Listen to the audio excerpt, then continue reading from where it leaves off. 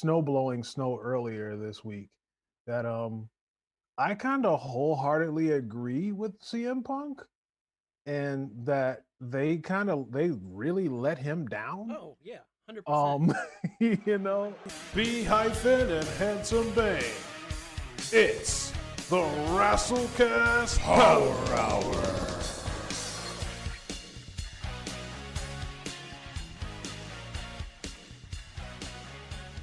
And because I don't think that anything that he was asking for was like irrational.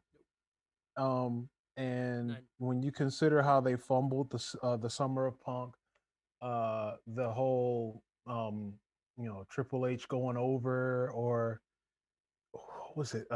He was who was it that he was supposed to lose to?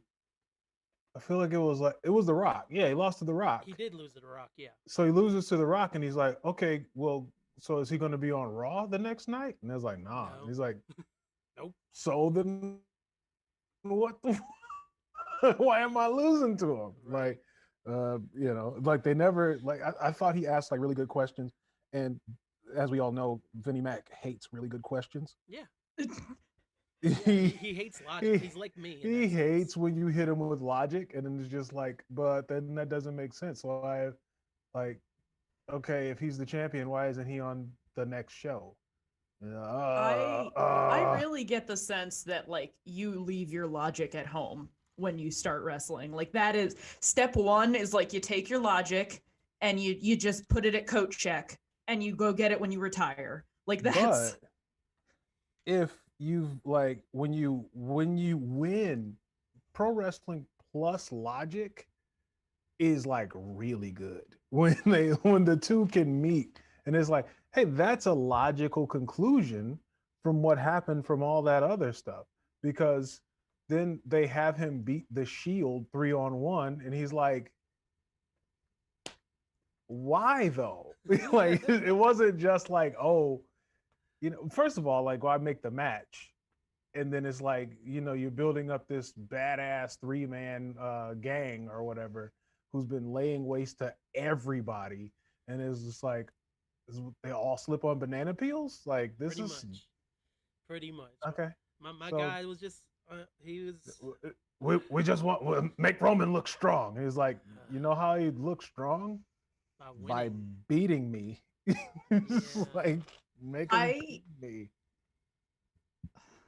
Go for it. I have a friend who looks an awful lot like Roman Reigns. Is it bearded Roman like that he is now, or is it like the Clint when he shaves down and just has the goatee?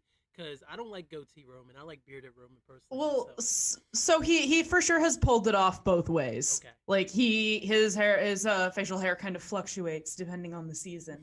So does Roman's. Yeah. But I saw Roman Reigns and I was like, no. And then I saw Roman as a wank pheasant, and I was like, oh no, this is a thing I now have to deal with whenever I see my friend. Well, I mean, if you see Roman's like current stuff, it's really good, and it's the stuff that we've been like asking for forever. I know that we're just fans, we're just, unwashed plebeians. I get it. We don't know what we want. We need Vince to tell us. But like, we kind of really had this idea that Roman Reigns should have just been a cold, calculating heel the whole time. Like nobody didn't think he looked like he could whoop some ass. He's got the eyebrows for it. Like he has like angry looking eyebrows naturally, and it's really hard to make that look facey. Super good with this angle now, and it's like, oh, the thing we've been asking you to do for years now. Okay, cool, thanks. I mean, SummerSlam and do it. Thank you. That said, like I think I've made it pretty clear, and we should do this again sometime and through other mediums, that I do not fuck with WWE. Yeah.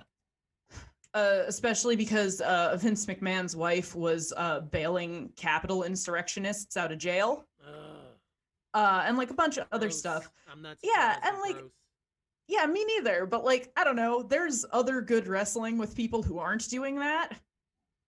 And so I'm gonna go hang out over there if that's okay. Like, I kind of keep up because like I like Candice LeRae and she's like kind of up in there, and I like Bianca Belair. Oh yeah. And she's all up in there. That's the thing. That's what I hate is that it's like I love all the talent, and then it's just well, I'm struggling at this point. Can like somebody arrest this nigga? Like, can we buy him out? Like, what the fuck? No, we can't buy him out. Have you looked up his net worth like recently? Like, honey, no, we can't buy him out. The U.S. government can't buy him out right now. Well, no, we need one of those Clippers, LA Clippers situations. What was the guy's name? Donald Sterling.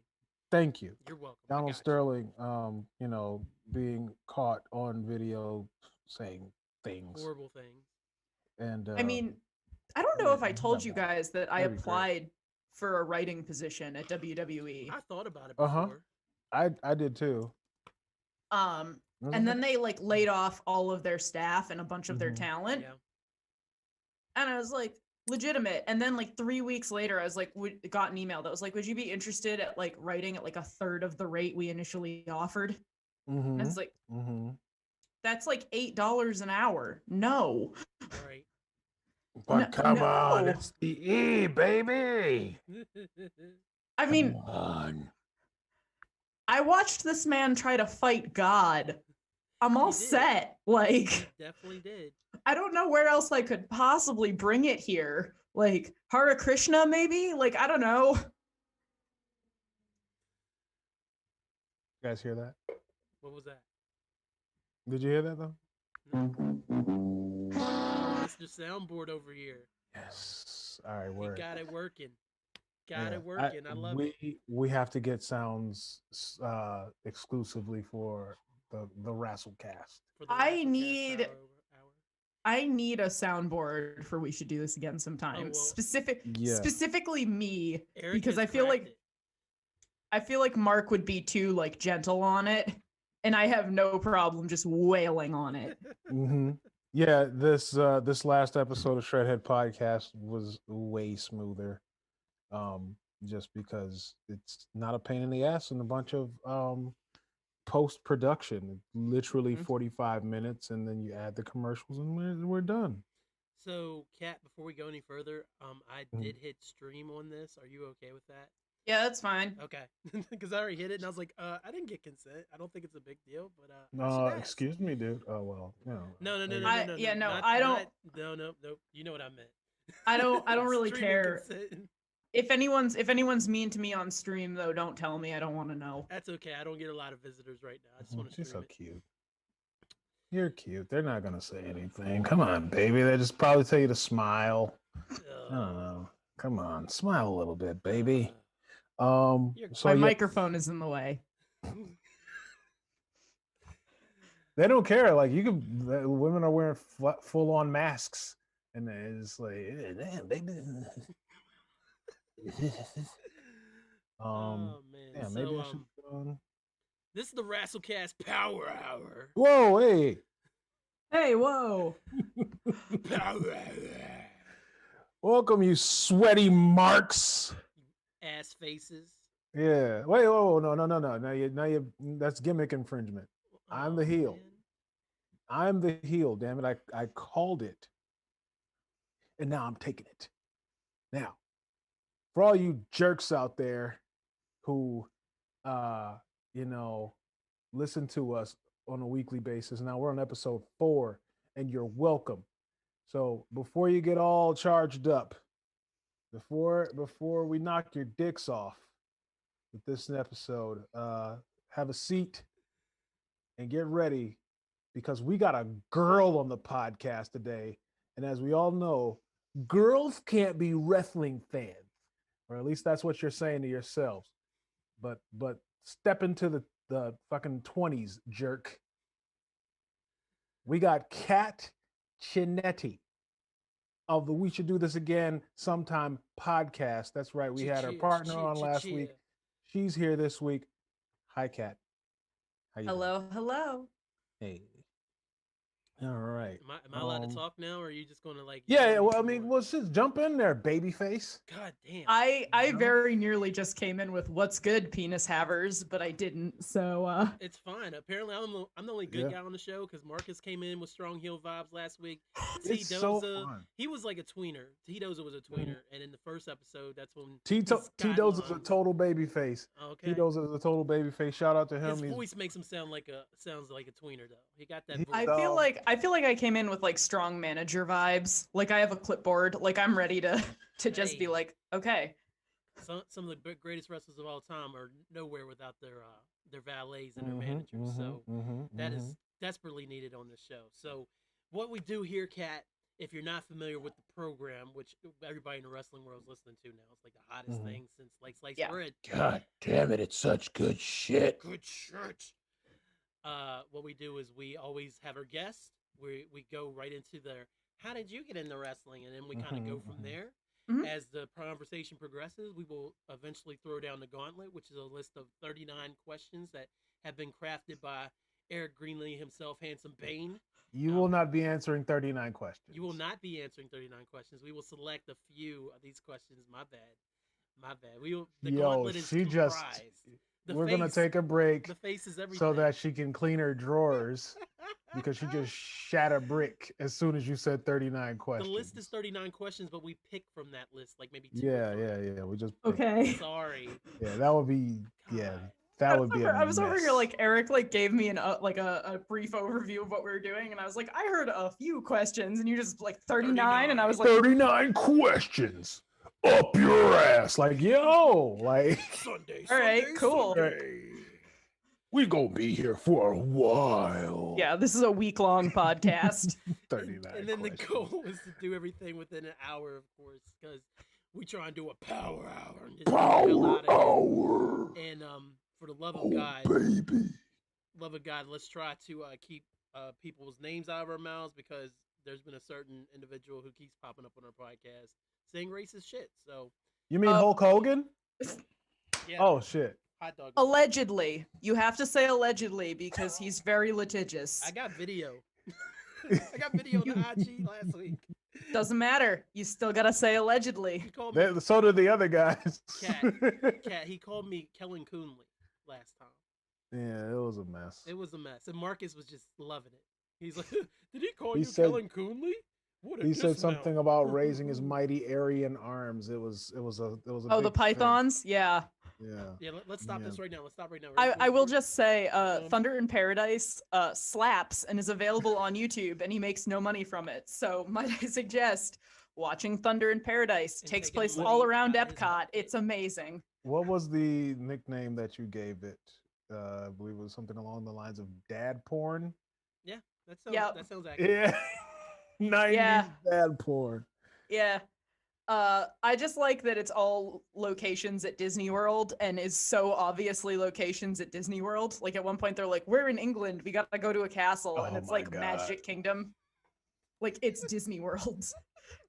Is the British Bulldog is there? Or like at one point they had like a terrorist plot that they were doing, and the camera moves and you can see that they're clearly in Epcot. Like you can see the golf ball behind them. It's amazing. Hilarious. And Sam Jones is the villain. I can't wait to review Thunder in Paradise. When you guys do your Thunder in Paradise miniseries, because we all know it's coming, please let me be on it. Well, that's why I'm telling you right now. We'll be doing the Thunder in Paradise episode. And let's get some no holds barred going. Yeah. We already talked to Marcus. We want to do the collab where we we'll do some wrestling movies and do it on yours and do it on ours. Yeah, we'll have a whole ass tag match. All right. Yeah, man. No rush on the shits, but so let's get to you talking about how you got all into the business and stuff. Yeah. So I guess the short answer is it's always been kind of in my periphery. I've been doing Comic-Cons now for like 10 years. This would have been my 10th season if we had a season this year. Damn and COVID. Anyway, this would have been my 10th season if there was a season this year, and a lot of wrestling fans and Comic-Con fans kind of hang out in a lot of the same places, and sometimes are the same people. Like I said, it's kind of like action figure drag. A lot of the actual wrestlers are big old nerds. 100%. And also, like, the other way that I describe it that I think clicks with a lot of people is all the parts you like about the Joel Schumacher Batman movies. Yeah, that Venn diagram is almost a circle. Exactly. And like, so I definitely think there's a degree of enjoyment there that's very like real and very unique and very like suited to Comic-Con people. So I was always like, I saw all the t-shirts, I saw all the merch. I was familiar in kind of the abstract. Then like I started watching Thunder in Paradise like 2 years ago because I'm a huge Disney Parks person. And I was like, all right, I gotta see this shit. Because I read an article that was like an oral history about the production of it. Oh, geez. And I was like, oh, I'm so with the shits. Like, oh my God. And it was everything I ever imagined and more. And then my squeeze, for lack of a better term, was like, hey, AEW is doing a show in Boston in April. This was going to be April 2020. Like, let's go. And I was like, great, done. I'm in. Brandy Rhodes has been on a podcast I like a lot, many times. She's a huge Disney Parks person as well. Her old fine ass. Oh my God. She could run me over with her truck and I would thank her. Lord. Hey, we're getting to the truck running over. All right. Kick me in the face. Respectfully. Congratulations on the baby. Yeah. I'm very excited about Baby Rhodes. I do think Yeti is gonna get jealous though.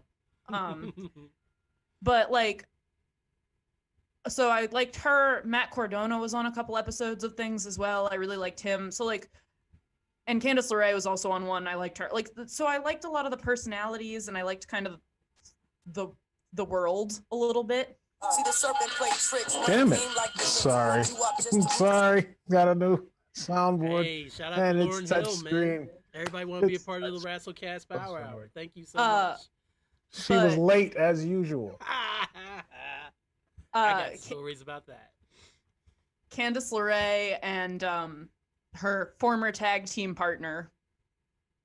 We're not gonna get any more specific than that. Nope. Dick guy. Yeah. He who should not be named that is now a Jesus guy. Gross fucker.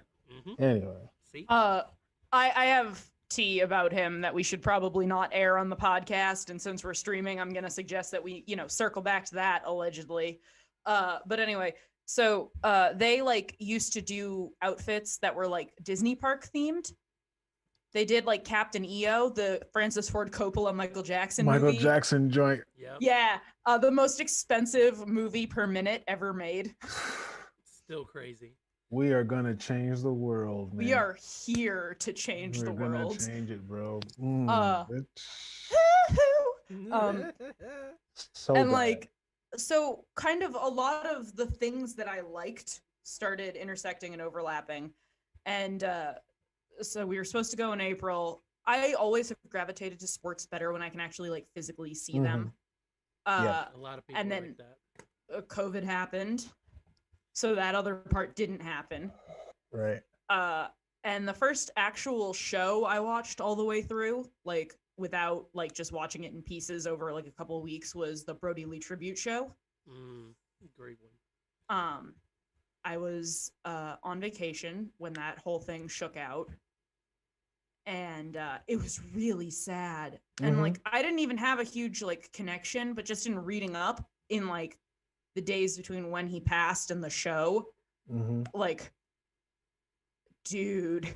Yeah, I wasn't the biggest Brody Lee fan. I got him and I liked him a lot. There when he was with the Wyatt family in the E, it was like definitely better when he was there. Yeah.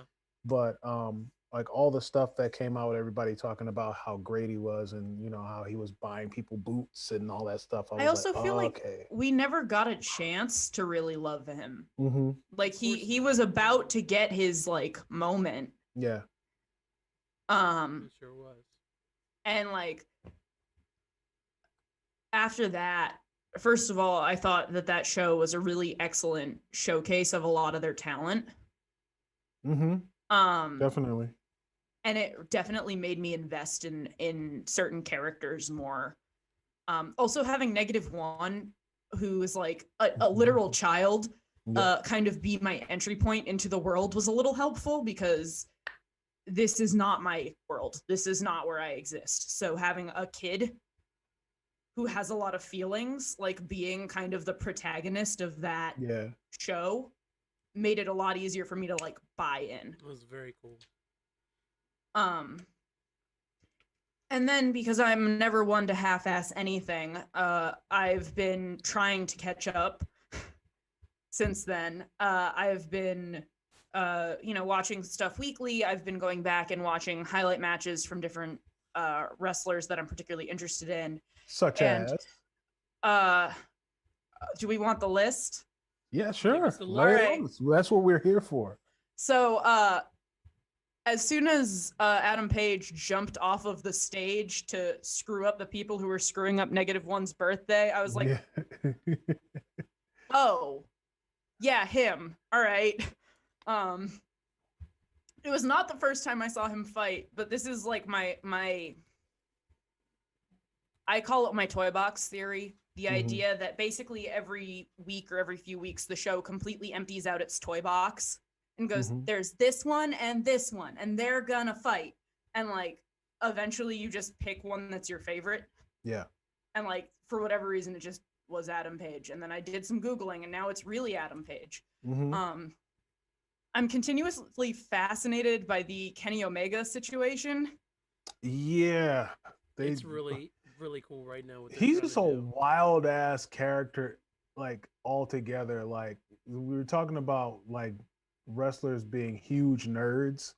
Like this guy is up there, like a whole ass Sephiroth ass gimmick. He was Undertale characters for 2 separate Halloweens. Like, he's a huge old nerd.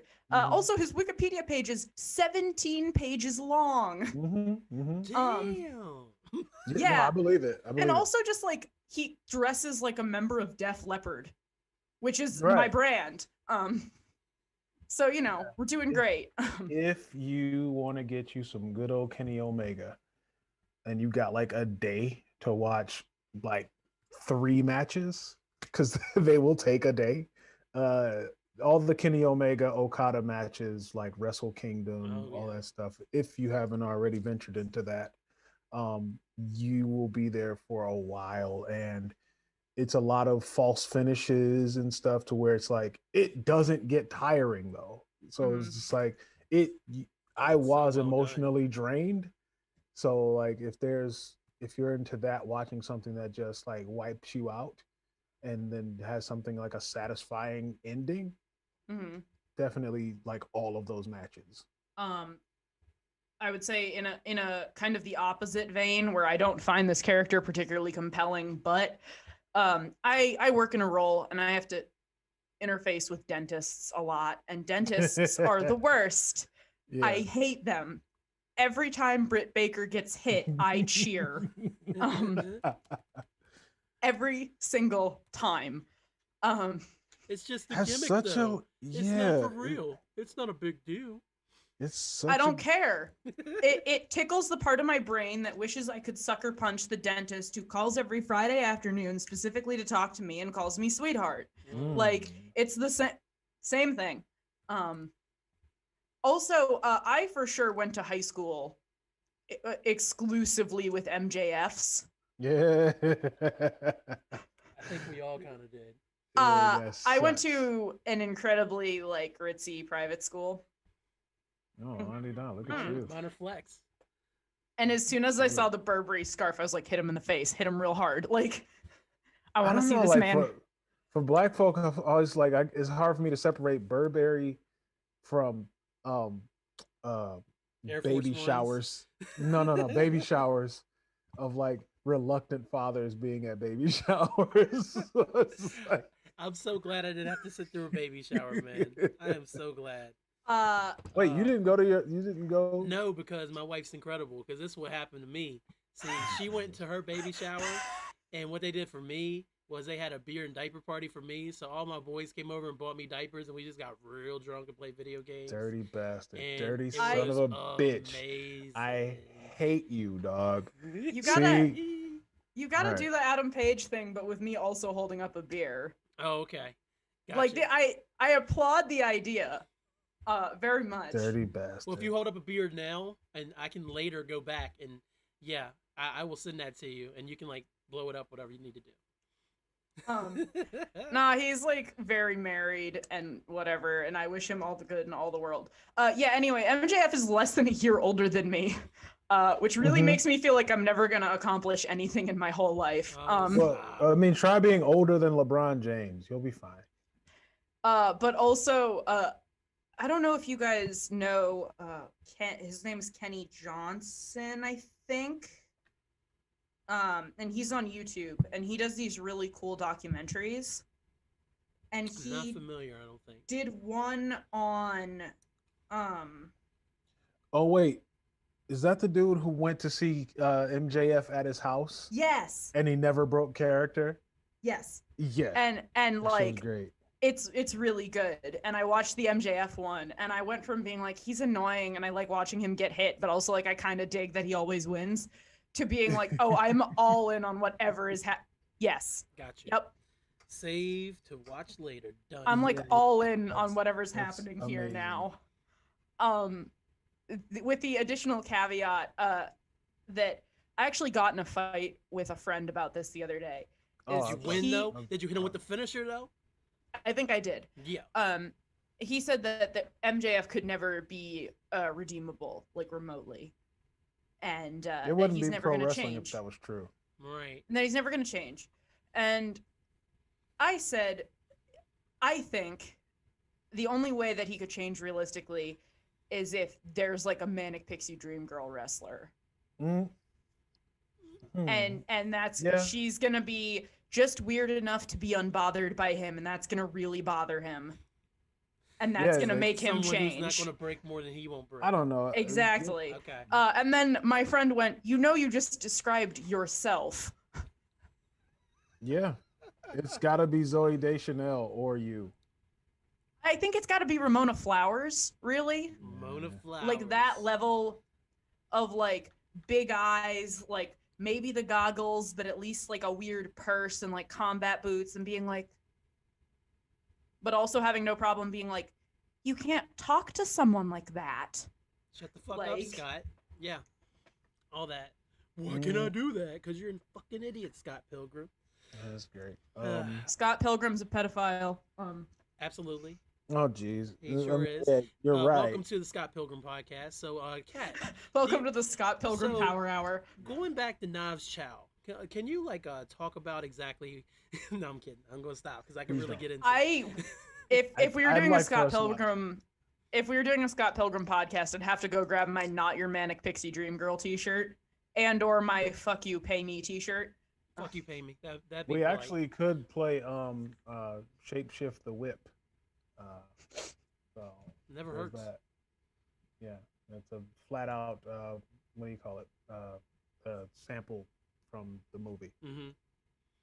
It's pretty cool. But yeah, I guess the kind of thing is that like I had been interested in a lot of wrestling personalities for a while because like I like their costumes. I like their like the fact that they basically like cosplay versions of themselves and then go Mhm. play Street Fighter with their own bodies. I always say that they go out there, they're public speaking in their underwear. Yeah. And there's no podium in front of them. They're surrounded on all sides. A lot of times they're being booed, and then they have to roast the guy. And then Right. the guy comes out and roasts them, and then they fight about it. And like I don't know, I just invested in that.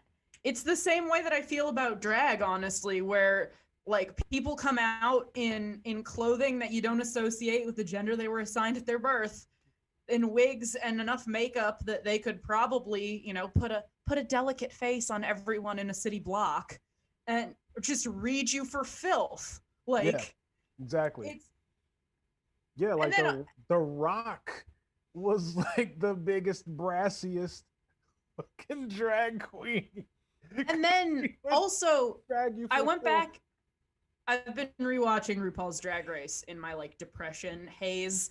And the season 4, they have a couple of wrestlers, including the one that we don't name, teaching the queens how to wrestle and how to do like a ring persona. And all of them are like, what you're trying to explain to us what ring personas are? Have you ever worked like a packed hamburger Mary's? And it's like, oof.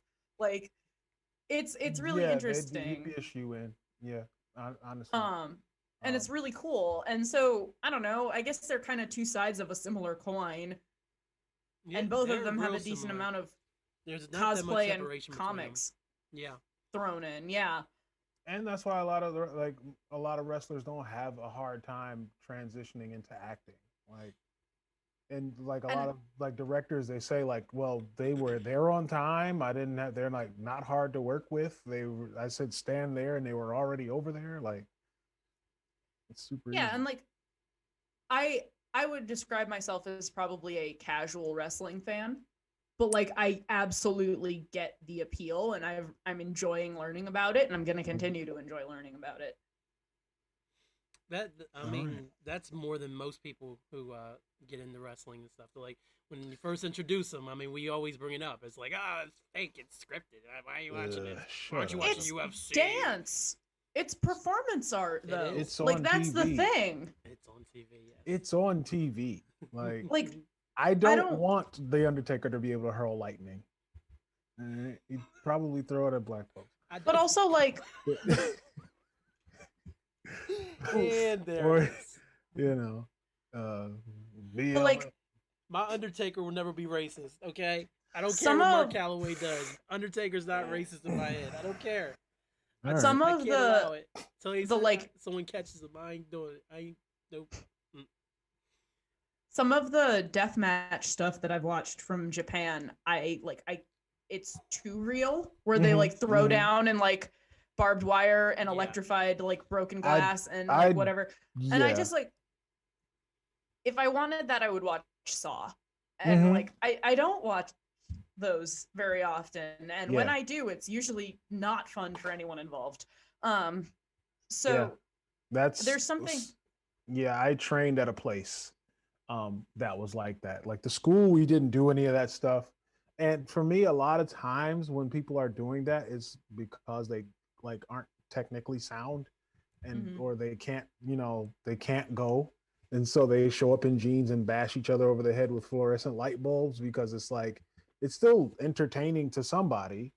People will chant, but it's not good. And for me, the Piranha Pit one was where I had to like be done. All right, guys. Okay, that's enough. See, now were they gimmick piranhas? Because that's different. If they were gimmicked, if it was really hard to watch regardless, because basically the idea is that you throw someone in a coffin full of water and piranhas and don't let them out. Okay. All right, guys, shut up. And I was just kind of like, is vor that big of a thing? Like, is that...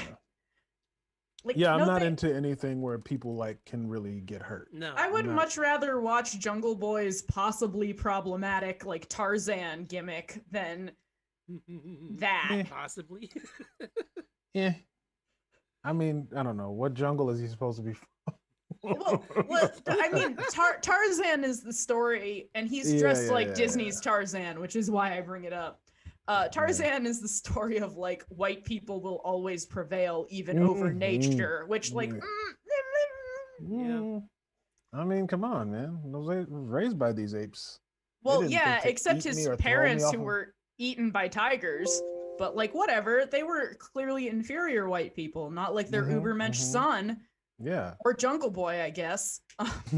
Or Jungle Boy, I guess. That probably sounded like such a dig. I really enjoy watching like him and like Darby. Like I like watching the skinny ones like Darby Allin and whatever, who like have to get creative with it to fight these like giant fucking mountain people. Man, you are already making me think of the question that I'm writing down right now that I'm going to ask you later. Because I think that's a lot more interesting. I also would feel remiss if I didn't like give a shout out to Jon Moxley and his fucking ridiculousness. Shout out to Mox, yeah, he's man. listening. Shout out to Mox. Get your ass back in here and win the title again, because I'm falling behind in my fantasy wrestling group. That's right, I'm in a fantasy wrestling group. As am I. And I'm a nerd, and I'm in third place, and I need to win that damn title back. Aren't Greg, you if the you're defending listening champion, though? You're the defending champion for the year. I'm the defending champ, but I'm in third place right now. We're on the on ramp to WrestleMania, baby. The on ramp to WrestleMania. That's good. Greg, if you're listening to this, I'm sorry. I don't mean this in any sort of mean way, but I really am afraid it's going to come off that way. I just like that he clearly has this like weird loner suicide wish, and I'm very here for it. Moxley? Jon Moxley. Oh yeah. God. Like I think his like weird like greaser aesthetic is very, very good. And smoking cigarettes in between matches. Yeah, and I enjoy him taking on like 5 people at a time and absolutely getting the shit kicked out of him, but he's also kicking the shit out of other people. Like I get it. Is. But like, You might get me, but I'm gonna kill one of your guys. Well, he also like, I know that he, obviously like everyone is very scripted and very done up, but he does a really nice job of making it feel like he actually is like not as polished as everyone else. Because like every once in a while AEW is like, these guys learned how to fight on the streets, and I'm like, the mean streets of organization that taught them how to run ropes. I'm like, yeah, okay, he learned how to fight on the streets, but he still points his toes whenever he gets thrown. Like, what are we doing here? Safety first. Selling it, baby. We're Safety selling first. it. So like, I don't know. Kamala was a Ugandan giant. Oh boy. I also like that they actually got Sammy Hagar to emerge from his drug stupor to be like, "Hey, Team Sammy Hagar, nice." Like, he like said nothing, but the fact that they got him was kind of everything. I do think that AEW does a really good job, and I know people like, I personally don't care for old timers to come back all the time and perform, and especially have a shot at titles. I'm looking at you, Bill Goldberg. I just wanna wait. Why is Bill Goldberg coming out to the final countdown? It's close, and it's 11:18 at night. You can't blame me for that one. Go out here and sweat profusely from walking to the ring. I would just like to very politely beat Chris Jericho with a chair. We're here for it. We're here for it. Like, Chris Jericho has an opportunity to be a tremendous force for good.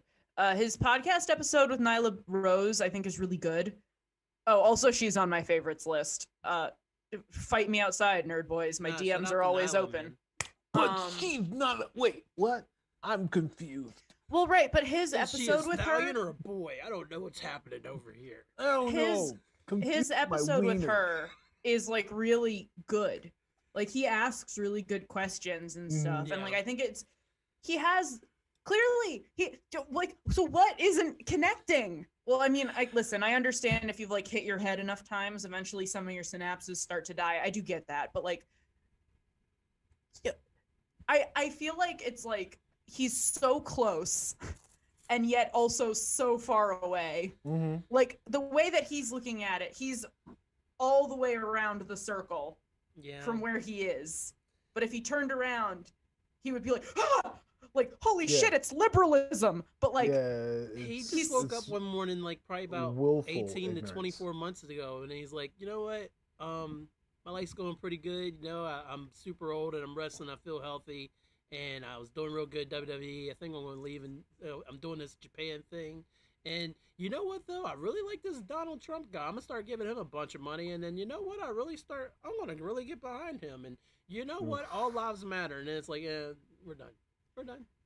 I would not be surprised if like Adam Page, who has been very aggressively like, I can't believe I'm alive during the stupidest insurrection ever. My favorite tweet I've ever seen, by the way. I would not be surprised if I found out that he's not joining the Dark Order specifically because he doesn't want a tag team match against the Inner Circle. Yeah. I understand that, man. But I mean, I do also gotta pay bills. like I do also like the storyline of like sad man who doesn't want to be hurt again. But like I'm just like yeah, that's true. And also watching Kenny Omega just like drop and drop and drop and drop like off of that like niceness curve and seeing Adam Page just get like sadder and sadder and sadder about it. Like I live for the parallels. Yeah, wait till you there's some stuff that this guy I don't know if you've ever seen Eye Patch Wolf on YouTube. So he talks about he has a whole thing about wrestling, and he talks about Kenny Omega and Kota Ibushi as the Golden Lovers. So if you want you some of that, the Golden Lovers. The Golden Lovers. It's fucking good. It's an amazing angle. It's so great. And don't have any idea if he is bisexual or not, but he for sure seems it sometimes. And as a bi, might be. Yeah, he might be. I hope so. Because I think, listen, don't they do a thing? Didn't they do a thing like before a match where they just like flat out kiss? I think so. If I could maintain an androgyny persona, like, and actually look like the way that I imagine my like personality to be, it would look a lot more like Kenny Omega than I care to admit. Yeah, like, no, 100%. He came out with that anime music with a little bit of Space Mountain thrown in there for flavor, and like with that hair, I hate his like bleach chunks, but I also love them. Like it's a very contentious relationship that we have. Only a few can pull that off. There's a lot of wrestlers who have tried. But yeah, when Seth did it, I was like, Seth, what are you doing, buddy? And simultaneously, cheetah print and flame print pants. I was like, I guess I'm straight. Like, Jesus. Like, I don't even. So many signals. Too hey, many triggers in this world, man. Hey, Kenny Omega. Like, no offense, but like your character in AEW right now, super not my type. You in those pants? Let's talk. Yeah, I don't know what you're doing right now. You like Golden Lovers, Kenny Omega. I like that picture of Don Calais you have in your house. That oil painting you have. Shout out to the oil painting, man. Oh, dude, when the two members of what fucking tag team it was, whatever, Young Bucks, I think, started touching that oil painting, I was like, yeah, kick them out. Don't touch an oil painting. Fuck you. I do not care for the Young Bucks, man. Hey, whoa, hey. I feel like I just don't know them well enough. They're all right. Like I don't hate them. I don't like them. I'm very. That's where I'm at. That's why I'm like, I don't care for them. I don't mean like there's no hate. Like there's no love either. I don't get people who just like flat out like hate them. Yeah. Because I don't know, maybe they find the super kick party annoying. I don't know, but the boys can go. Well, I feel like as like scorned friends of Kenny Omega, I'm a lot more into them as that than I am like into them as like individuals. I know that sounds really bad, but like that's clearly the storyline they're pushing right now. So like whatever. I don't know. I get it. I like Thor, teaming up with Captain America more than I like Thor by himself. So this I totally is fair.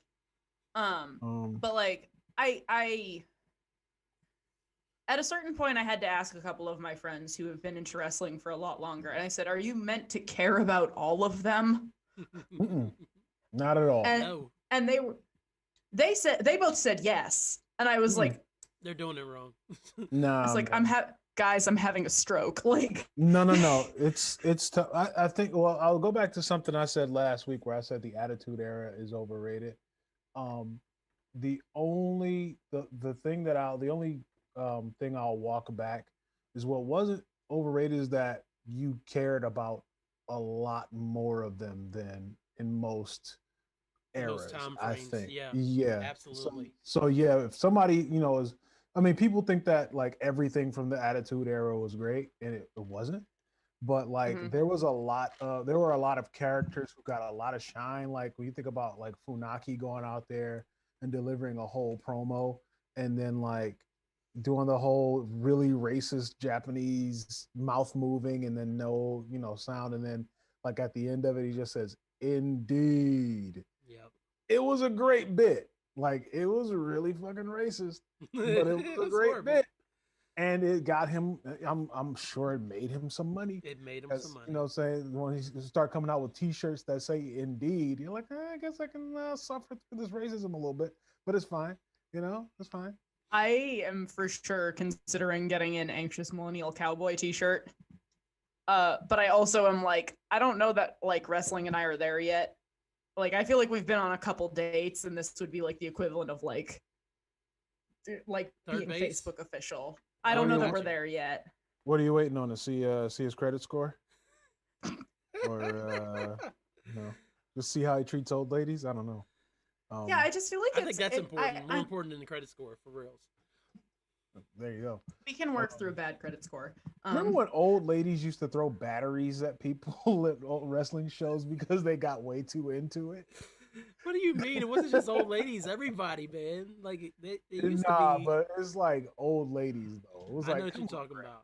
You're such if a you, mean man. yeah, go back and look at some old '70s footage of Yeah. people like not knowing that wrestling was scripted, and I hate you. yeah, I like hate you, seeing them Tully like Blanchard. really yell. Yeah, Tully Blanchard.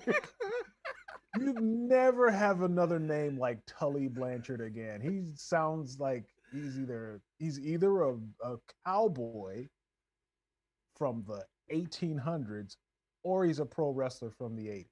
Oh yeah. That's it. That's the only reason you should be named Tully Blanchard. So yeah, if you want to find something entertaining, go back and watch old people who don't realize that wrestling is scripted. It's great.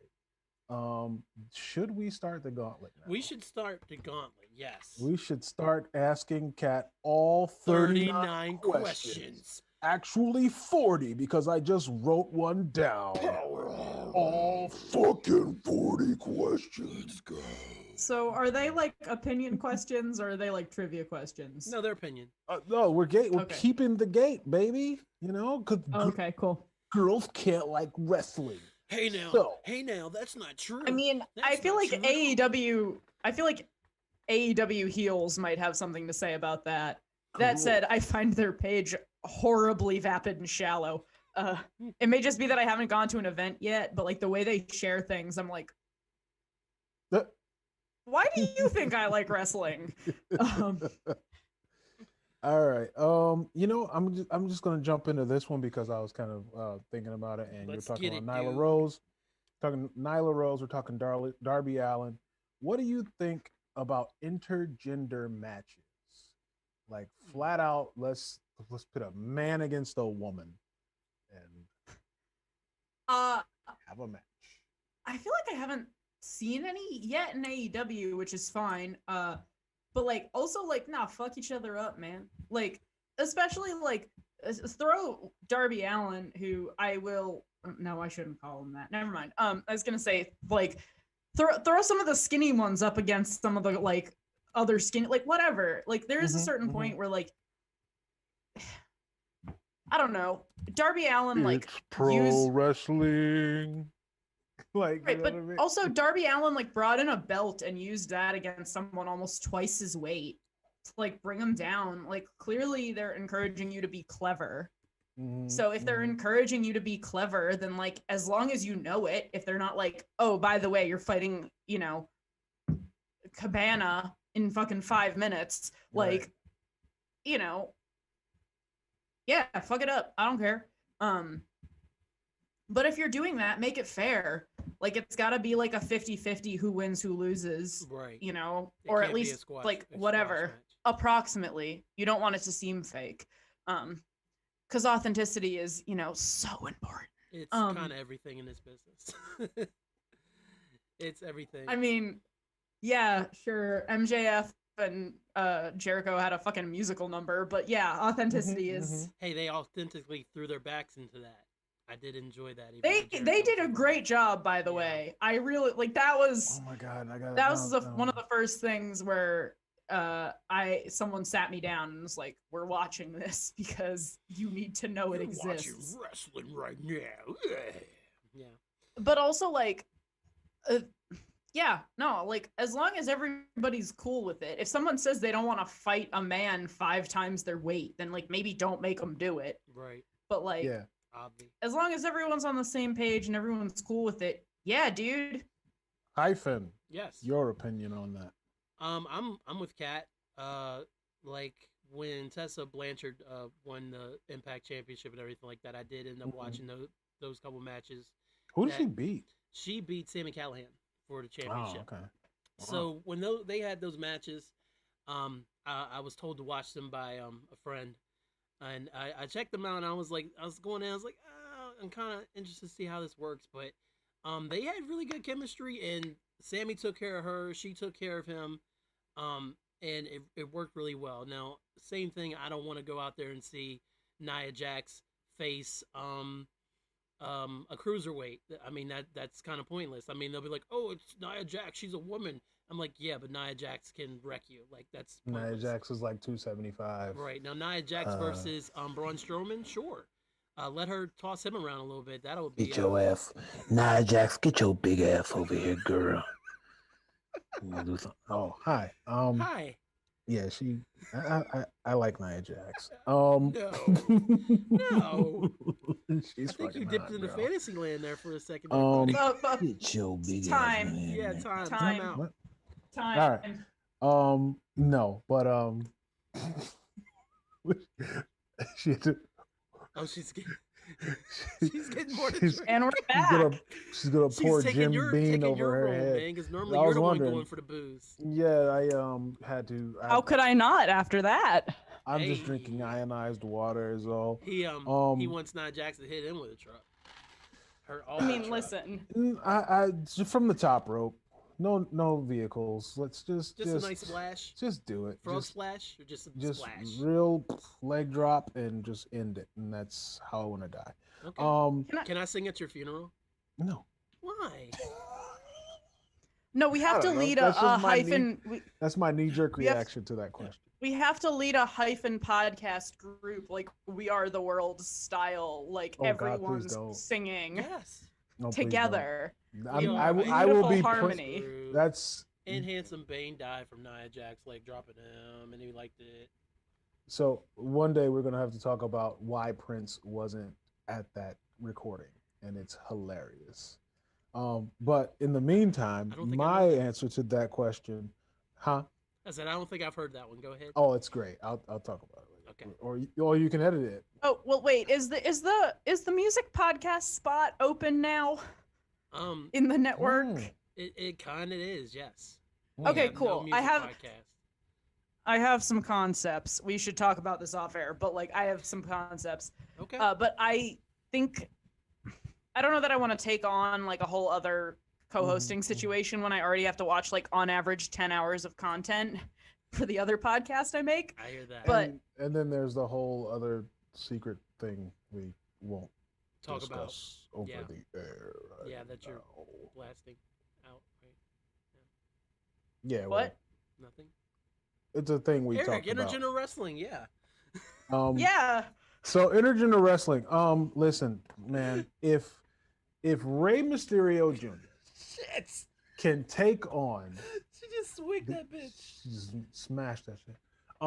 If Rey Mysterio Jr. can take on Paul White, the Big Show, okay. Rey Mysterio is all of 5'6", maybe 7, if he's wearing risers in his boots. He, had to gain considerable weight just to be like 200.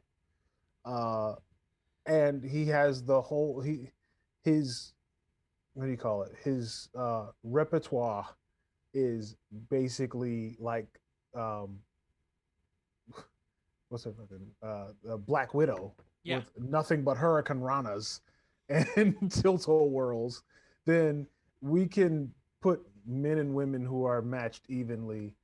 Um, we can have men and women who are like a similar weight, and we can have contests like the Sasha Banks and what's the guy's name? I don't I never he's like Carmella's valet now. Ellsworth. Sommelier. Ellsworth. Yeah. They had a match, and not Ellsworth, the sommelier. Yeah. I know you're talking about. I don't know. Oh God, Ellsworth. Oh no, He helped get her over though. That was a crazy dark thing. era. Can I just ask, what is this weird, and like this is something I genuinely don't understand. What is it with like, oh, you lost to me in a battle, like you're my butler now? Like, what is that? Is that common, or was that just a weird thing that happened to Chuck Taylor?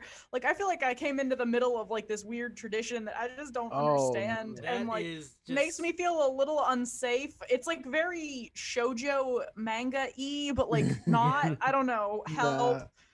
That doesn't normally happen. It's just your traditional bet on a match, and it's just the stipulation. So it's like, if I beat you this Sunday at the Royal Rumble, you need to be my butler for 4 months. That's hilarious. I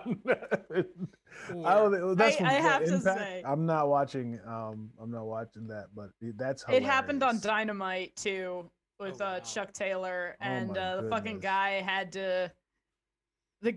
Chuck Taylor had to say that he wasn't Orange Cassidy's best friend anymore. He was Miro's best friend.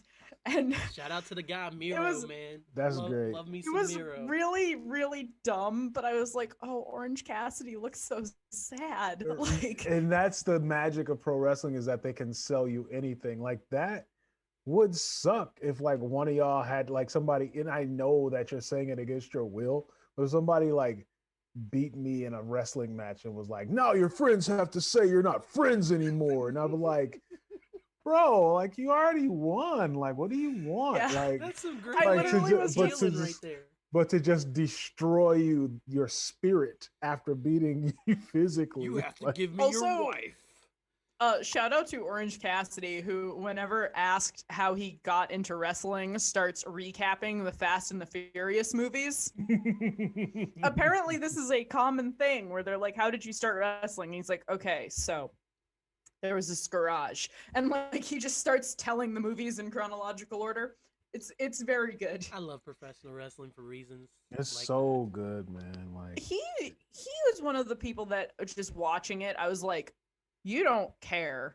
Like, you know that you are like comedic and you're not everyone's tastes, and you don't give a shit. He's not a mark for himself. He's not a mark for himself. And that's one of the things that like old school guys like Jim Cornette, if you ever want to hear somebody have a fucking brain aneurysm over a show, over a television show every Russo, week. Man, every time Vince Russo gets near a mic. Oh, Russo. God. Well, I feel like a lot of wrestlers Russo, get fucked, bro. Like, I feel like a lot of wrestlers, for lack of a better term, like get high on their own supply. Mm-hmm. Yeah. And we call it being a mark for yourself. Mm-hmm. Yeah, exactly. In the business. And like, I hope that there are some of the folks that I care about in this generation particularly are not that. The thing, and I wish, the thing with today's wrestlers is that I think that they're too much of a fan of the old stuff, or at least they like make them, well, for one, they're always throwing the old generation in your face. And I guess, like when I was a kid, I noticed that like it was a couple of older guys who would come around. I mean, like Arnie Scaland or Bob Backlund would come back and wrestle, but Bob Backlund could still go at like 45. So he was like sweet as fuck at that age. And these other guys now are like decrepit and they're like, wobbling in the ring, and you're like, dude, please don't wrestle. I'm gonna have a match, man. It's like, oh no. Don't hit them too hard. They'll literally dissolve. Right. It was just like, oh no. So yeah, I don't know. I don't care for old guys coming back. So like even with like Sting coming back, it's like, I get it. To come back and point his bat at people, he doesn't do anything. Right. I love it. Don't wrestle. And I if you love- wrestle, do something like where you don't fall. Please don't. I take love the bumps. idea of him being like a weird Darby Allin, like stepfather Ally. figure almost. Now, that said, did you guys know, because I know, that Darby Allin was on Sex Sent Me to the ER, the TLC program? No, I did What not. happened? I love being able to come in with stories. Okay, so back in 2000 and I think it was like 2009, but it might have been later than that. I honestly don't remember. He ran out of money officially, and he was broke as fuck. So he no made good up. story ever starts out this way. He made up a story about sleeping with a cougar for money and getting attacked by bees because they were fucking outside, and submitted it to TLC's Sex Sent Me to the ER for money and a place to sleep if you recorded the testimonials. They said yes. And then he went on Craigslist to find a woman to be the cougar he was sleeping with. I believe it's season 3, episode 9, Cougars and Bees is what it's called. And I watched it. That's incredible. And you gotta hustle, man. You he gotta has do what got you gotta like do. spiky hair and heavy eyeliner, and the woman he's with would not sleep with him in 1,000 years. If he was the last man on Earth and they were gonna have to save humanity, she would need time to think about it. Like, that is how not engaged the woman is. And I live. Wow. A lot of it's on YouTube. I found a supercut, and Shout it's out very to the good. man Darby, man. Wow. All right. Woo. Wow. Yeah. All right. Well, no. Rasslecast Power Hour doesn't take you places. I'm just glad that it wasn't something that like actually happened to him. We stand a good scam artist who needs to put somewhere to stay. I would not be horribly, terribly surprised if it did, and he made that up to save face. Because another way to find a place to sleep is to sleep with a cougar. Facts. But yeah, as we've established, though, she ain't gonna let him do it. Well, not her, not that one. Not that one. Not the one he found on Craigslist for the interview portions of Sex Sent Me to the ER on TLC. Oh man. Come film this TV show with me. Hey, what up, like, yeah, sliding into the DMs like a year later, being like, "Hey." Yeah. Shout out to you, girl. All right, I'm trying to look on this list of 39 questions for things that we can ask you, because a lot of stuff that we have on here is all time. I got one. Let me ask one. Go for it. Okay, so I know you're very new to the game, Kat, but since you've been watching and swigging that bottle, what match have you watched has had you in your feelings? Like, you've been very into it, like wanted to know the outcome, like every move was like, damn, I don't know how this is going to go. Ooh, that's a really good question. I like that a lot. Eric wrote it. Hang on. Let me like. We can come back to you. Oh no, go. No. I got it. Spit it. The match where -1 picked all the wrestlers. Nice, for the tribute at show, the right? Brody Lee tribute show. Yes. It was the last match of the night. It was 3-on-3 tag team situation. And first of all, like I said, kind of looking at it through the eyes of someone like a kid, even though it's a kid that for sure knows more about wrestling than me. There was something really powerful about it. And it wasn't just the actual like players, but it was like at one point MJF like started kind of getting in his face, and he just whacked him in the head with a kendo stick and was like, fuck off, my dad died. Right. Like the energy of like, we're all here because this kind of like titan of our industry and like this person that we all loved and really cared about and like inspired us to be the best versions of ourselves passed away. Yeah. But also the fact that they like made it very clear that like we're here for -1, like our team association doesn't matter, our like whatever doesn't matter. Like, I'll be honest, I don't think Cody Rhodes and Orange Cassidy make a great team because their styles are very different. Quite. But knowing that they were there to take care of this kid, I think made it so much more powerful for me. And even though it really was textbook action figure fighting, it made sense through the eyes of like an 8-year-old who picked his favorites. Yeah. Man. Yeah. Great answer, Kat. Mr. Oh, sorry, my bad. Oh, you want me to? I'll go. I was going to pass it to you, but I'll take it. I'll take it. In my feelings. Well, I mean, I think I said Kofi last time. Yeah, we've talked about Kofi. Yeah, we talked about Kofi Mania before. Looking awesome, great build up, splendid payoff. You should definitely watch that match. No, you don't fuck with the E, Cat, but you get to watch Daniel Bryan versus Kofi Kingston. You'll love it. You'll love it. It's a great match. I'm going to actually swing it back to Daniel Bryan. Okay. WrestleMania 30. Having to overcome so much. Not getting in the Rumble, then having to, the weeks leading up. Mad in Pittsburgh, son. So mad. Oh my God, it was so weak because Kat, just for a little context here, Daniel Bryan is one of the most beloved. I mean, he's really good at being loved and hated. At this point in time, he was being loved, like fucking loved this guy. Like there's no exaggeration. When I say like, if you've ever seen anything where people were like chanting yes and doing this, that was from him. That was because of him. And so like Michigan State University's basketball, like their whole arena would be chanting yes, like during their games. They took it from him. So they take this thing called the Yes Movement. And he wasn't like allowed to be in the Royal Rumble, where the winner of the Rumble goes to WrestleMania to face the champion or whatever. So he wasn't allowed. Like they just like the whole match, like they're counting down 30 people to come out. So everybody that comes out, people are anticipating Daniel Bryan to come out.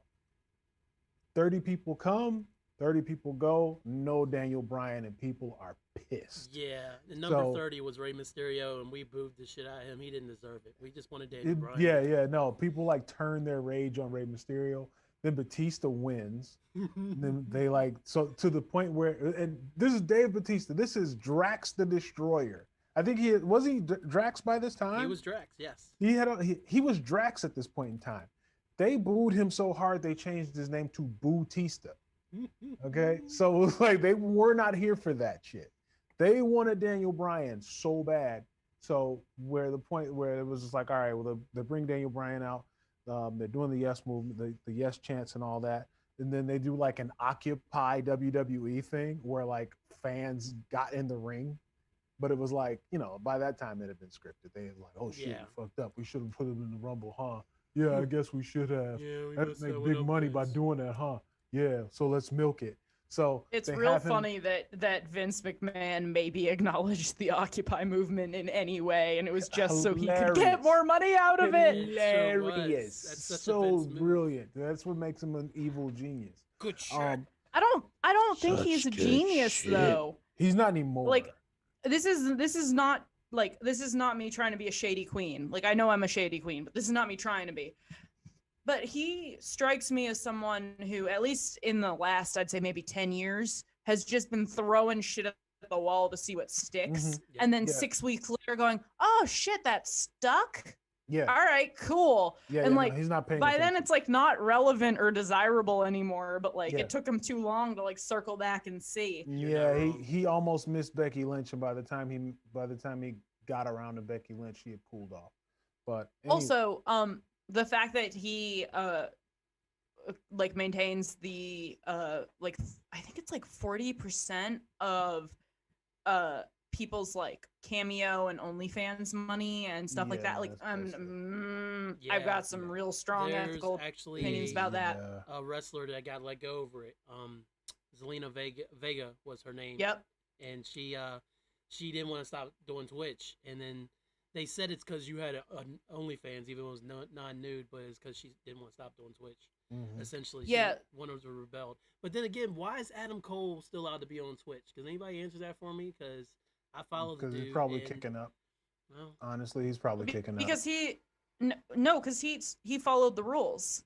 He gives all the money to them, and then they give him whatever they think he deserves. Oh shit! Yeah, Woods he's probably kicking up because Woods stopped on Twitch too. He's only on his YouTube channel when they stream. Yeah, About that.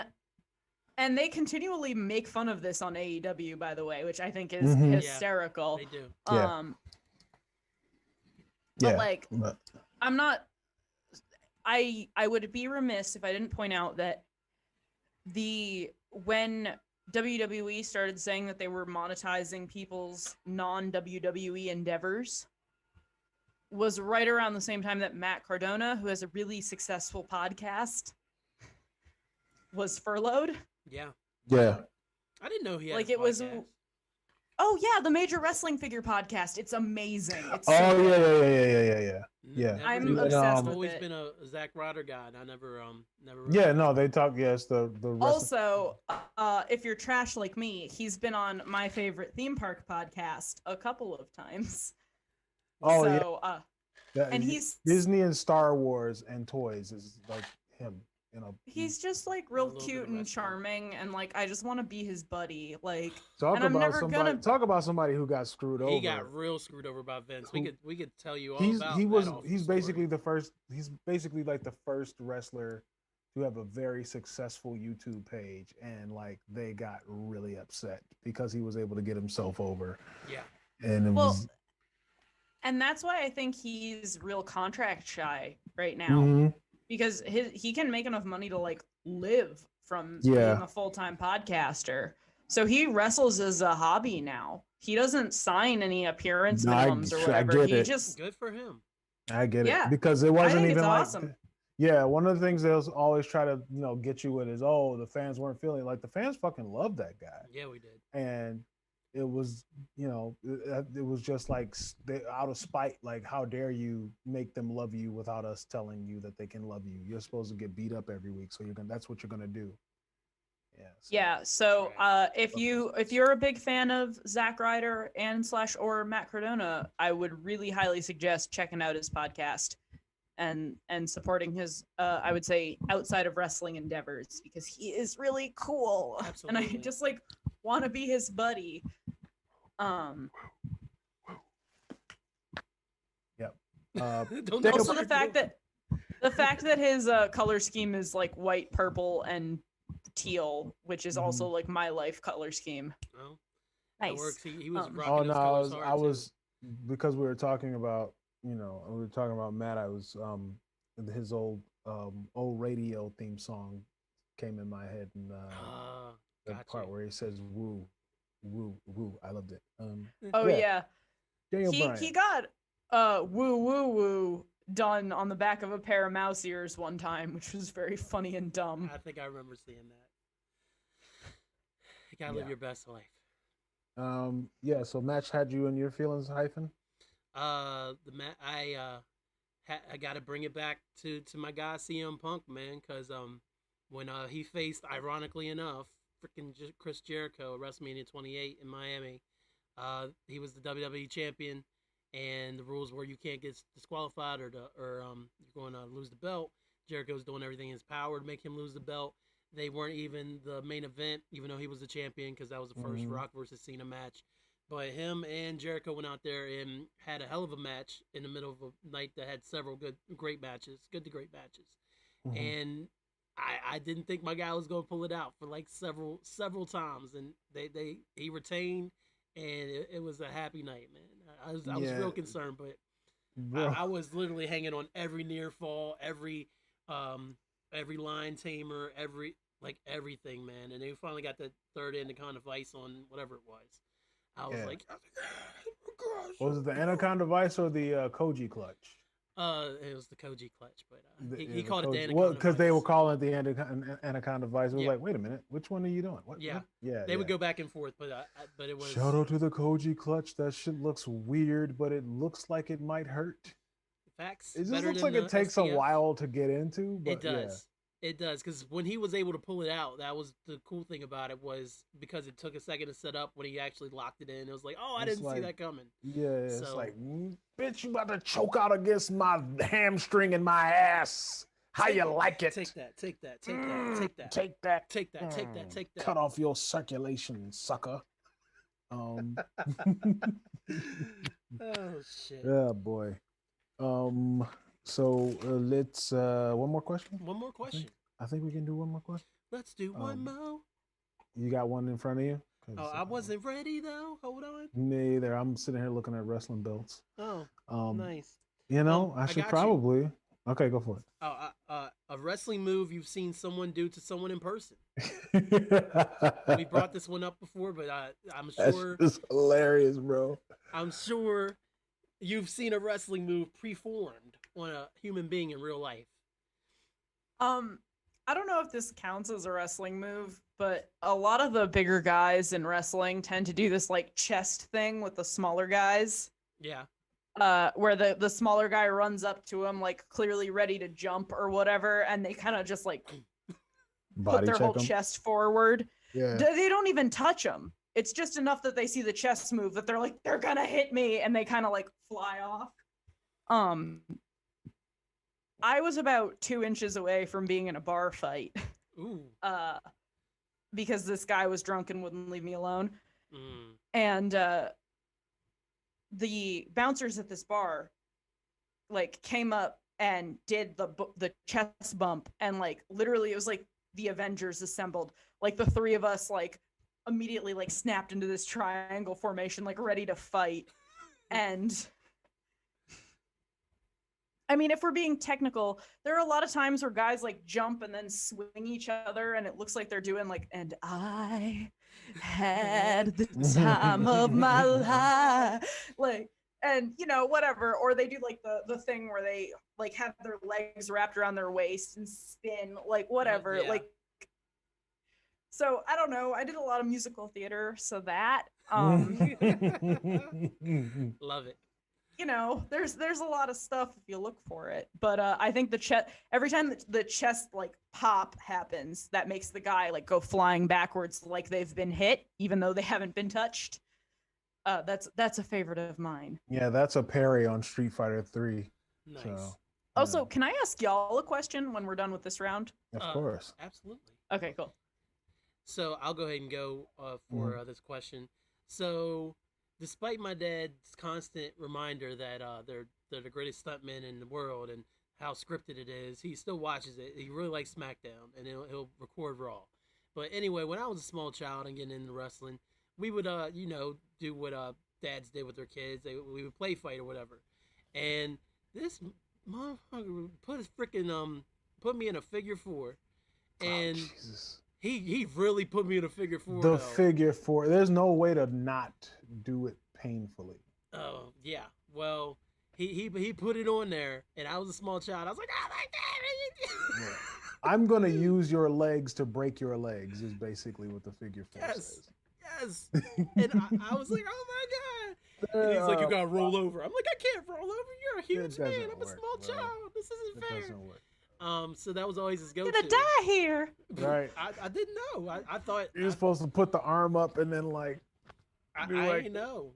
That And you gotta, like, he pound the slapped mat that to joint on make me a the- few times when you're messing around. I was like, and then anytime he tried to mess with me as I got see. older, I'm like, I'm not going there. You're gonna put the figure four on me. No you're thanks. supposed to roll him up in a small package and then No get the 3 thanks. count. Well, that's how it happens. Well, see, my favorite wrestler at the time, he wasn't very technical. He just had a couple moves in this atomic leg drop, so I didn't really Oh, know Jesus. much better.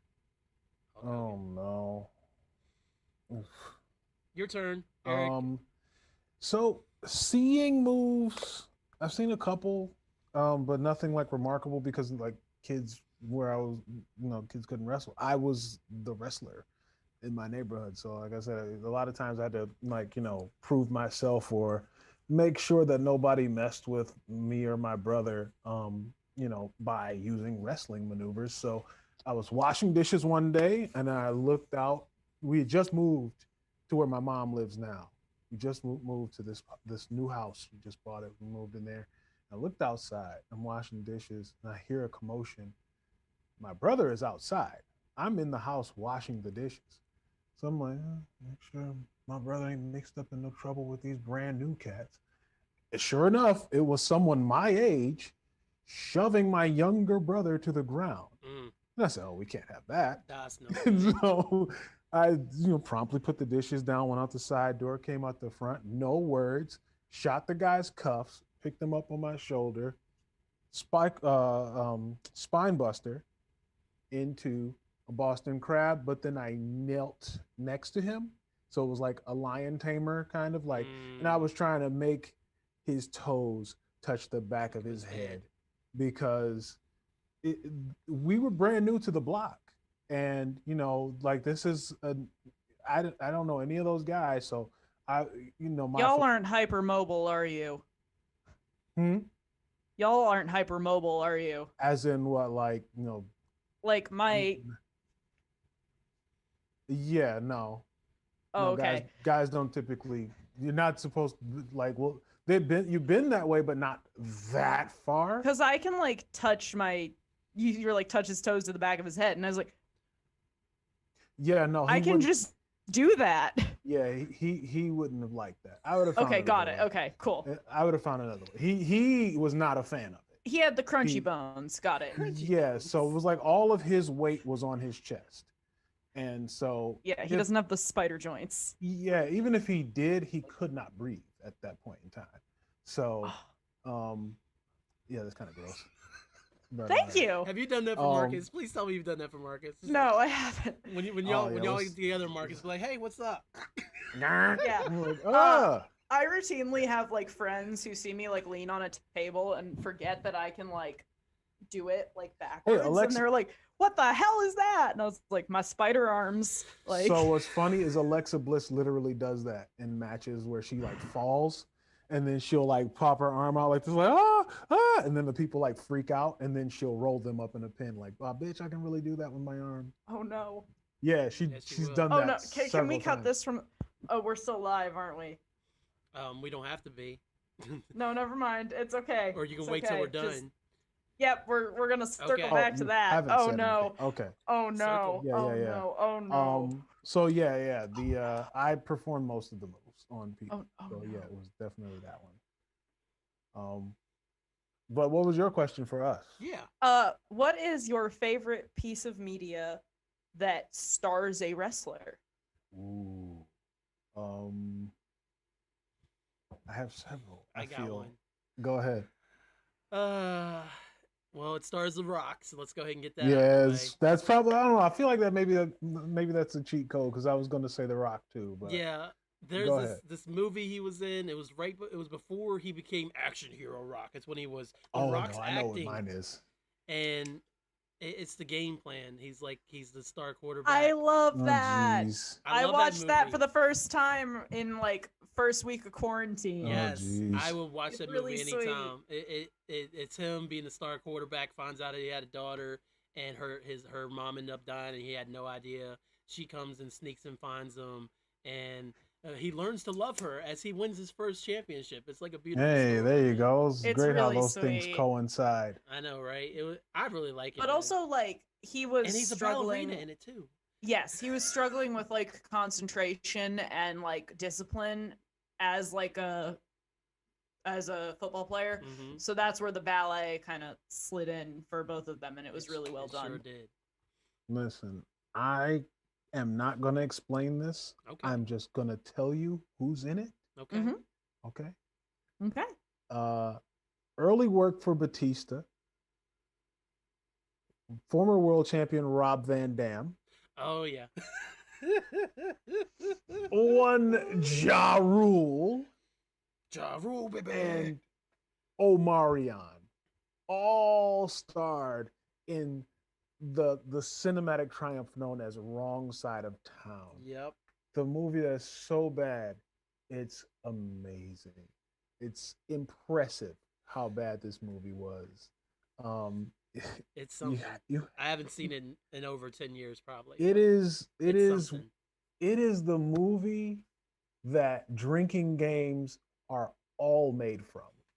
You there's 1 million drinking games can be made from this film, and it's The film that amazing. launched 1,000 drinking games. Yeah, wrong side of town. Batista is on the cover like he is the star. He's got two Mac 11s in his hands, and they look like fucking squirt guns. He's so big. He's so fucking big. And spoiler alert, he murders Ja Rule within 3 minutes of Ja Rule coming onto the screen. So he's 50 Cent. It's incredible. Got you. Oh, so good. I'm gonna have to give. So good. I'm gonna have to give mine to They Live, the John Carpenter yeah. film starring Roddy Piper. Yeah. In a role clearly written for Kurt Russell, which Kurt Russell went, I'm okay. All right. I'm gonna go do Overboard. What? Yeah. It's such a weird movie that I love so much. Yeah. And Roddy Piper is crashing through it with all of the grace of a bull in a china shop. And he knows that his only goal is to get out of the china shop. He does not care how. Must get out. Must get out. And Break more China. yeah, it's like maybe That's the his exit approach. is through this shelf. Yeah, that was his approach to pro wrestling too. In all fairness, so. Yeah. So do more coke and then cut promos. Do coke and then cut more promos. It's like, bro, you're terrible. I have no idea what you're talking about. When are you supposed to be having a wrestling Him match? and Hogan had some fun matches, though. God damn it! What? Oh shit! I'm sorry. So I would recommend checking that out if you are in the mood for a John Carpenter film. You know what, brother? Hulk Hogan should have been in that movie, man. I could have taken that shit to the moon, brother. What's up? It's me, it's Hulk Hogan, and I'm back, man. I'm a bitch, I'm a lover, I'm Hulk Hogan. Hey there, brother, I'm a sinner. And then, whoa, wait. Now, I'm sitting this one. I out. want you. I'm sorry, man. Sister, brother. I don't know. I don't know Brother what is I call fine. women. I don't know what to go with. Are you okay in this situation with these two guys? Yeah, never better. Blink twice if you need help. Oh, there's one blink. Come I'm on, sorry, the eyes is Kat. getting itchy, brother. He There it is. All right, you're in trouble. I'm gonna call the police We say- because they'll believe me, man. he says You they ever say s- his name 3 times and he just keeps coming back, man. That's right, brother. And I don't like the way this is looking, man. Damn it. Two Can you stop saying the N word? blacks, okay? Jesus That's Christ, so much man. better. Thank you, Hawk. Well, it's not the N word. So- That's so- what racism you know what? is. Fuck it. Only if you Hulk- use the N word, man. How are you doing tonight, Hulk Hogan? Let's just get into Terrible. shit. As always, man. Terrible. What's wrong, Hulk Hogan? Where my country gone, man? Your country is probably stronger than ever. At least it's been in the last 4 No, it years. ain't, man. Not if. Well, what's happening to my Can I ask you a goddamn question, Hulk Hogan? First Amendment rights, man? Can I ask you a question, Hulk Parlor's gone, brother. We I don't talked about like it, Parlor man. last week. Were you at the Capitol I'm on still January mad about it. 6th? Were you No and way, Nick brother. at the Capitol on January 6th? You and Nick was his girlfriend Tana? Like I feel like all 3 of y'all were there. no, I wasn't there, man. I'm way off. Where the were no- you on the day of January 6th? I'm way on the no-fly list, man. I've been there already. Probably showing off my pecker, man. Clearview, Florida, and for harassing a flight attendant. See, there you go. Thank you. But Kat, yeah, you're not man, supposed I to mean, give him alibis. I'm trying to get him arrested. She wanted it, man. Say Dog, that. no, Hawk. No. Is there like a no, Ouija board no. situation where we have to just guide the planchette over to goodbye to He make this eventually stop? leaves every time. All right, cool. Eric, are I'm you sleepy, okay? man? I'm good, man. Don't worry about me. All right. Guys, Just always got to check. had to get some water. I'll be Oh, right okay. back. Anyway, man. I don't know, man. This scene is beat, brother. I was, Just like I your don't know. face. The cops are taking too long to get here, man. I'm gonna get out of here, man. You Huh. I'm gonna go to Epcot Center. you folks have a good time, man. Hey, shot Thunder in Paradise there, man. Those was good times. No blacks allowed. I'll say that out loud, bro. I'm sorry. I hate you so much right now. You're Khaleesi. I can't wait to see where this podcast goes, to the point where you two eventually actually fight in person, and Oh man. Mark and I are just gonna have to like microphone rig the whole thing. Oh boy. That's what I'm excited what about. happened? All right. I blacked out there for a second. I hate you. read it out. Did he at least come in the Anyway. door this time since you're in the house? I'm in the house. I just, I know he was coming. Does his garage door go up usually? Is that how this starts? keeps breaking So his he put wall a down. yeah, he broke the wall in the first episode. Oh, okay. And I was just like, dude, all right. Because he snapped into a Slim Jim? Wrong guy. Oh God, no. But similar He aesthetics. would. Yeah, Hogan and Savage Yeah. Savage is it's a question on our list, and everybody always picks the right one. So Okay. I mean, anyway. the not racist, at least the not overtly racist one, is always Yeah, gonna the be one we my don't think is- guy.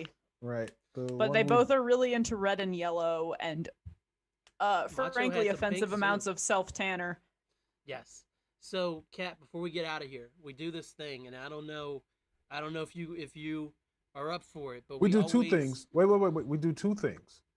First, What we I have forget? to. I'm sorry, we forgot for her induction into the Rasslecast Hall of Fame. That's what I was She has- getting ready to do. Oh, okay. And then there's promo school. Yeah. All right. I was gonna let you do promo school. All right. Well, all right. God, you can tell Jeez. this is like our 4th episode. Anyway, Damn it. Kat. Yes. So we let the guests nominate, or not even nominate, put someone into the Rasslecast Power Hour Hall of Fame, and this could be anybody. So if you want to put Paige in there, fuck it, put Paige in there. That's completely fine. Right now, What about me, brother? right now, we have the Undertaker in there. We have Kevin Nash in there. And, You got Undertaker in there, man. Come on, man. Put me in there, brother. and then we also have Diamond Dallas Page in there as Mhm. well. So, who would you like to Oh, nominate come to on, put in the brother. who would you like to put in the Hall of Fame? I'm gonna crawl out on a limb, and I'm gonna throw MJF in there Whoa. as the heeliest heel. Wow. All right. Okay. Oh, come on, man. Because I love learning more about him that is also for sure not him. I love that he doesn't break character, and I love that he's like, it's clear to me that he's spent so much time crafting this persona, Mm-hmm. and he's so ready to party with it. Like I'm here for that. That level of devotion to this character he's been honing, I'm into.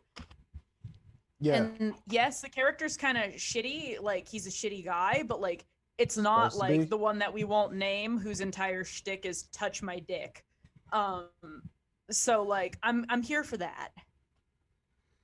Well, there you go. I think that he is gonna be, well, he already is, but will continue to be just someone everybody loves to hate. And maybe he'll have a reprieve as someone that everybody hates to love, but still kind of loves.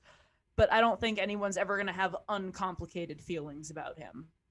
So MJF is our first current wrestler into the Hall of Fame. All right. Nice. I'm going to write that down. Write that down. So when I ask you later this week, who the Cat put in the Hall of Fame, you'd be like MJF. I'm like, bet. Thanks, homie. I feel bad. Like I don't have the depth of knowledge to put. No. That's I what could also- this podcast is for. That's I guess I could be podcast like- is different. for. Are we doing I guess I our could be Muppet like shtick? Sam Jones for eating more scenery than Hulk Hogan, but like I don't feel Oh, the cut need the to shit, have- man. Stop saying his name, please. Well, no. You already were on the show. Come on, brother. Give me some I'm just fame, not man. listening. Let me know when it's safe. It's never safe. Give me some fame, brother. Damn. It's bad out here. Next time, I'm gonna make it a point not to say his name at all. Not at all. It's I want to take my daughter to Pound Town, man. Whoa. Be careful, or Melania will be Ivanka will be jealous. So, Oh boy. Handsome Bane, promo My school. daughter looks like my ex-wife. What? Promo Oh my school. god. I mean, who doesn't look like someone's ex-wife in this economy? Ugh. All right. All right. Welcome to promo school.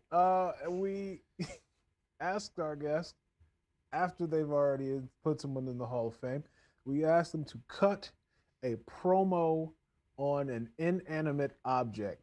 I'm going to give you the inanimate object of your bottle of whiskey. Whew. And You're asking me to cut a wrestling promo against the only man who's ever loved me unconditionally. Oh my God! Yes, Jim go with Beam. that. get it. Go with that. Feel it. Yeah. Let's go.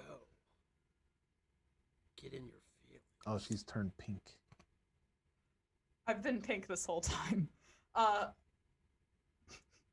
right.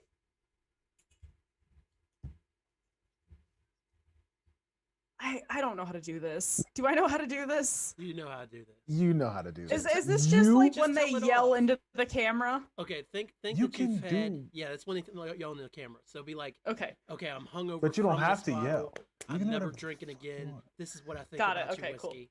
That's your motivation. right. And All right, Jim, listen. And I'm going to be real obvious here because I know you're a little slow. Listen, and listen good. All right? Great. Fabulous. Fantastic. You have had a hold over me for too fucking long. All right? Every time you leave, you come back like nothing ever fucking happened. I know what happened, Jim. I have eyes. I have social media. I know you're into other people. I know you're into other girls, guys, and others. And I get it. It's cool. Isn't it fun when they can deep throat the bottle? Well, listen, Jim, I'm not your plan B anymore. I'm not your plan C. I'm not your plan D. I am your plan A. Either you choose me or you lose me. And guess what? You haven't chose me yet. So we're fucking fighting, all right? Next week. And scene. There it was. She found it. snaps. There it is. Snaps. Sorry, There baby. it is. That was beautiful. But you That's- can say mean things in wrestling promos, and then you go and you get a beer right after, Or you get a cup of whiskey. and you just down some That was- whiskey. That was great. Damn. I love that. That was All right. great. That was See, this, I mean, listen, I do the T-shirt thing every week, and I don't know, it's a little easier to me, but you know, at first when we did it, it was just like, I what don't do I know. say? My Your t-shirt's shirts suck, better- and mine are awesome. I know. My shirt's better than yours. Yeah. But yeah, that's like for a lot of wrestlers like the scariest thing, and it's just like, all right, you're just talking shit about a thing, and that's why when we talk about people going out in their draws, surrounded on all sides, and then having to roast a guy, and then like having to like have the thick skin to be like, well, when they come back at me and like actually talk about my physical attributes that really belong to me, John Johnson, not fucking Kamala. You know what I'm saying? Like, not the monster heel or whatever. It's like, yeah, like, dude, you really talked about my fat, and it was like, but y'all gotta be cool. Like, Ow. Can you No, not dude. next time? how about my feelings, bro? So Anybody want to see just real quick The Rock on SNL with Bobby Moynihan, where they're cutting promos on each other, is one of the greatest sketches I've ever seen in my life. I laughed so hard my back hurt. It's very good. Very So- good. I Are we agree. still streaming? Yes, we're still streaming. Okay. She's dying to say something that you're on streaming. We're almost done, I promise. We're wrapping up. Yeah, we're out of here. I just don't want this to be on like the social internet Okay. because Gotcha. it's personal business. Oh no, that's Okay. perfectly fine. All right, So we're about to get us out of here yeah. with our last segment that we just came up with today. Oh, that's right. We do have a last We do segment. have a last segment You're the and a first sign off, victim. you jerks. Not really, because I don't know. I guess this is kind of going to just be between the two of us because she doesn't mess with the E, No, and I that's true. get it. So this is what we call the trademark finisher. It's the last segment of the Rasslecast Power Hour. And so, with that said, we use this for the final minute of the show, where we're going to, in this one, we're going to do Royal Rumble predictions, because by the time this episode airs, the Royal Rumble will be way over, but we'll just whatever. You'll deal with it, jerks. All right, here we go. Timer, ready, go. Men's Royal Rumble. Who do you have? I got Daniel Bryan. Me too. I feel like he's owed, and they're going to do it because they want him against Roman. All right. We got 1 minute. Okay. Women's Rumble. Alexa Bliss. Damn it, but it should be Bianca Belair. Yes. Roman Reigns versus KO.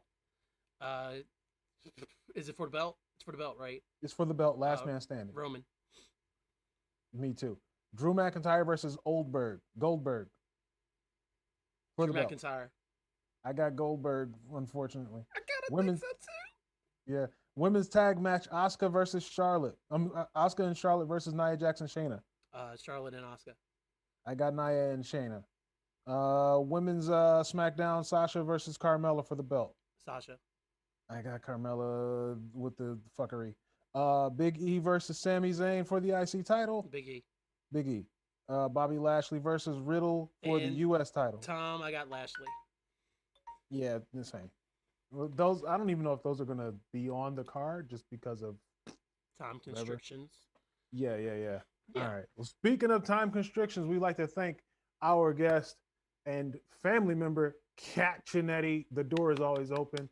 Please come back again soon. Where can the folks? Where can they find you, baby? You can find me on all of the social medias at Kat Chinetti, KAT_CHINETTI,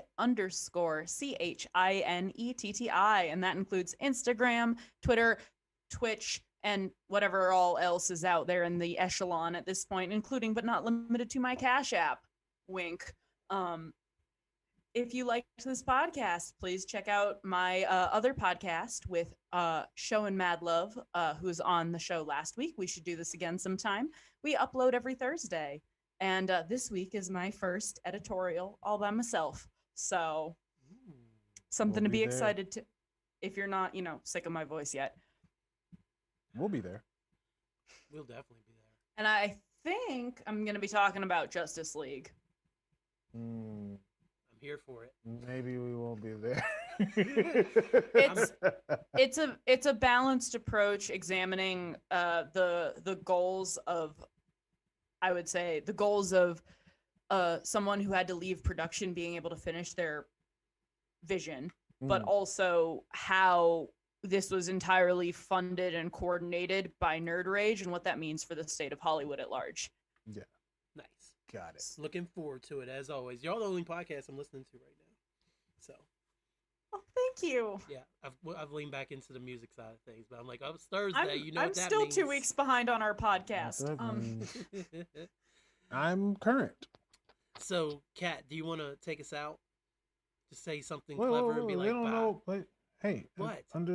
At ILAPOW _ ILA_POW. They know who you are. You don't hear me over there like Hyphen Nation, World's Greatest Podcast, Bronco Obama. You should though. Yeah, but who cares? Damn it, we're arguing and there's dissension amongst the ranks. A babyface and a heel cannot be a tag team. Do you guys have an official outro yet? No. Do you want me to do it? That's how you do it. Yes, send me a draft for an outro, and I'll these smelly marks. These smelly marks are gonna make mincemeat out of us. They're gonna be all in the subreddit talking about, I don't have any tag team continuity. I have a good announcer voice. Just let me do it, because no women announce in any wrestling anything. That's true. Let me have this. Yeah, I know it's true. We can type something up for Shizzle. Yeah, send it over. Shizzle.